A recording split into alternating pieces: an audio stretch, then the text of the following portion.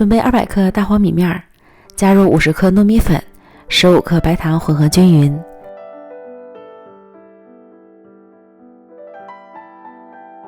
再加入260克牛奶，边加边搅拌。这里的大黄米面不是玉米粉，也不是小米，因为它是有粘性的，它是熟米磨的面粉。虽然大黄米面有粘性，但是相比糯米粉的粘性还是要差，所以这里要再加一点糯米粉，增加粘性，提高面团整体的延展性，这样吃起来口感也会更好。顺着一个方向多搅拌一会儿，最后搅拌成细腻顺滑的面糊，然后再加入15克玉米油，再次搅拌至完全融合。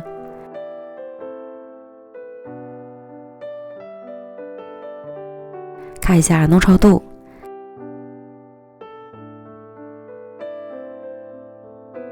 将面糊倒进合适的容器里，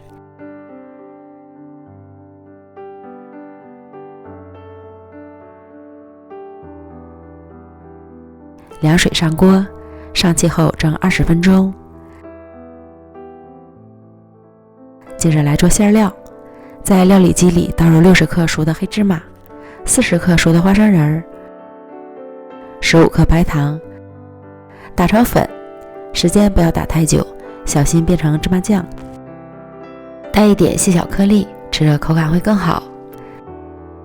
打好后倒入到碗中，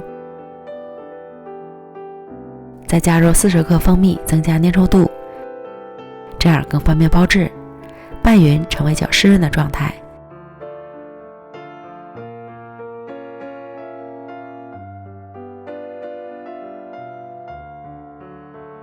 先放一旁备用，然后取出蒸熟的黄米团，搅拌开。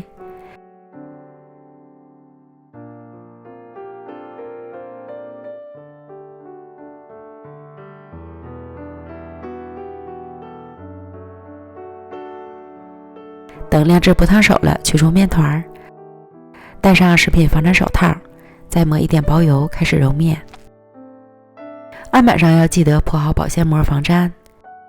将面团揉5分钟左右，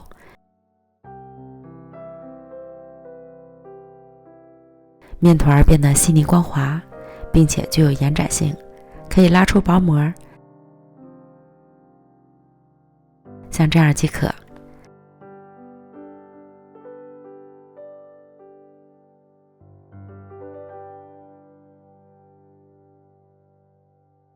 再搓成长条，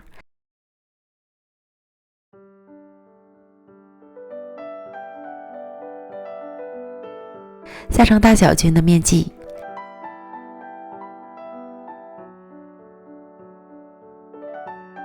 取一个面剂，四周向内收拢，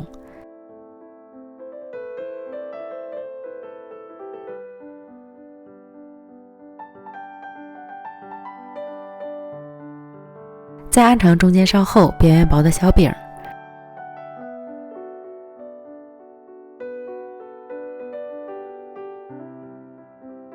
放上黑芝麻馅儿，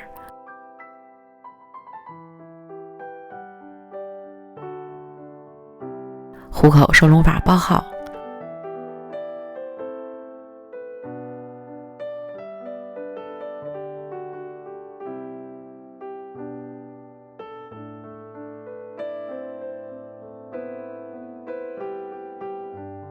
表面再裹上一层熟芝麻，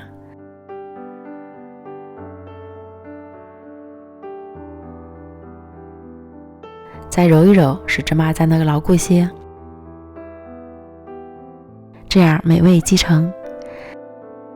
咱们的黄米面糍粑就做好了，我喜欢叫它干吃汤圆，表面布满了芝麻，切开之后是香甜浓香的黑芝麻馅料，吃上一口软糯 Q 弹，唇齿留香，还不赶快做起来！美食天天更新，咱们明天见，拜拜。